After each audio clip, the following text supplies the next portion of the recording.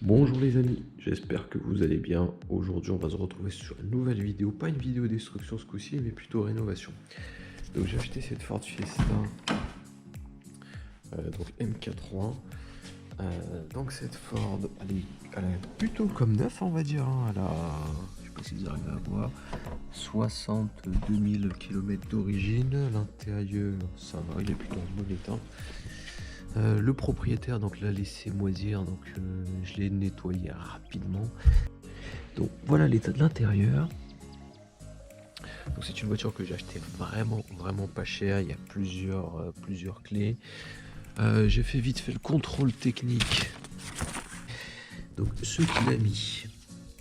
Alors, donc état de la timiderie, capuchon anti-poussière, on va regarder ça. Essuie-glace, mais je l'ai changé.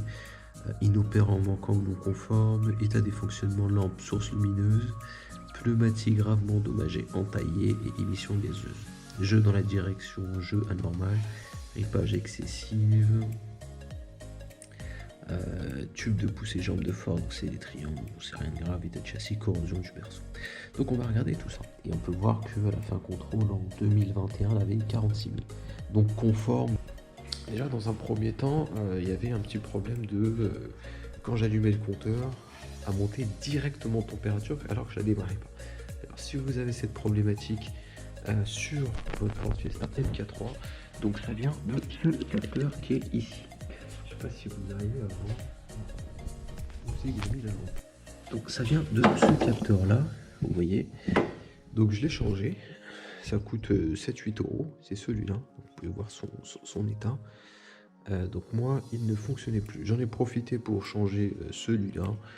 Donc c'est pareil, il y en a pour une quinzaine, vingtaine d'euros au total pour les deux. Donc ça, c'était la première étape à changer.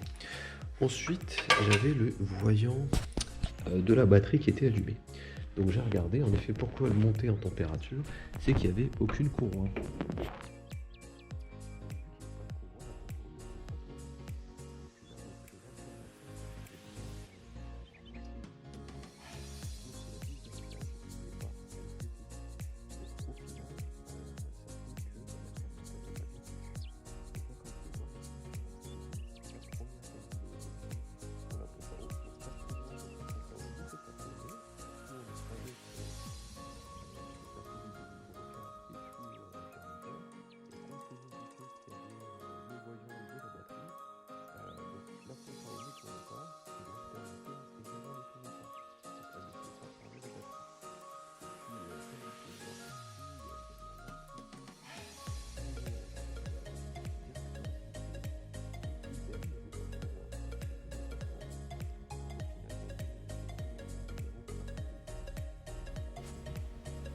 Donc par rapport aux pneus, du coup je les ai changés, j'en avais quelques-uns qui m'avaient été envoyés, je les avais gardés. Donc je les ai remplacés par du Linglong, donc c'est des pneus chinois, ça m'a coûté environ 20 balles pièce. Moi j'appelle ça des pneus chewing-gum, c'est des pneus qui sont extrêmement mous sur les côtés et au final, bon, ça fait l'affaire pour un petit véhicule, mais après niveau fiabilité je sais pas. Donc... Et puis l'essuie-glace inopérant, j'ai mis une petite capsule comme celle-là et ça fait très bien l'affaire. Ensuite, je ne sais pas si c'est ouvert. Ouais. Donc, comme je vous l'ai évoqué, hein, elle est dans un plutôt bon état la voiture. Il y a plusieurs clés, le propriétaire a fait plusieurs clés. Par contre, la peinture, elle est en état moyen. Moi, j'aime bien. Il y a un peu ces petits défauts-là. Ça, en fait, c'est un covering, je pense, c'est du Plastidip qui a été posé sur la voiture. Peut qu'avoir, soit j'en rachète et je mets la même couleur, ou soit j'en fais une complète. Donc à voir, dites-moi ce que vous trouvez intéressant. Et puis, voilà. Bon, je dépose l'alternateur et je vous reprends. Et ensuite, je vous dirai à peu près combien ça nous coûte en termes de pièces. Bon, du coup, j'ai enlevé le collecteur parce que ça galère pour enlever l'alternateur. Donc je l'ai démonté et là, on va pouvoir récupérer l'alternateur. Donc là, ça va me permettre de faire un petit nettoyage également du moteur. J'avais rapidement nettoyé le cache-culbuteur. Et puis, donc là, ça galère, je pense, d'enlever avec les caméras. Donc je vous pose et puis j'enlève l'alternateur et comme ça, je vous montrerai. Bon, l'alternateur est déposé. Vous pouvez voir. il va falloir que j'en rachète un. Donc en soi, pour moi, il fonctionne l'alternateur, mais c'est juste que la vis ici, elle a pété. Et du coup, j'ai pas le bout pour pouvoir le réparer. Et ça, c'est la vis de réglage en plus, où il y a le niveau de la tension.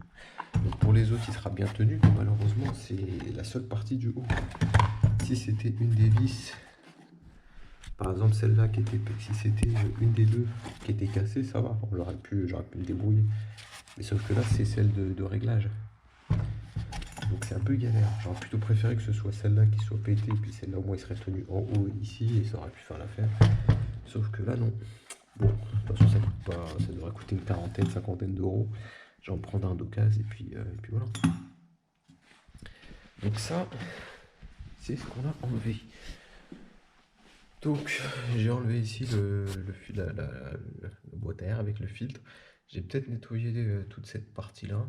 Donc là, je vais vous faire une étape où je vais acheter toutes les pièces. Et dans la partie 2, on va remonter tout ça et on fera un essai routier. Je ne sais pas si ce format de vidéo vous plaît. Si c'est le cas, n'hésitez pas à vous abonner les copains.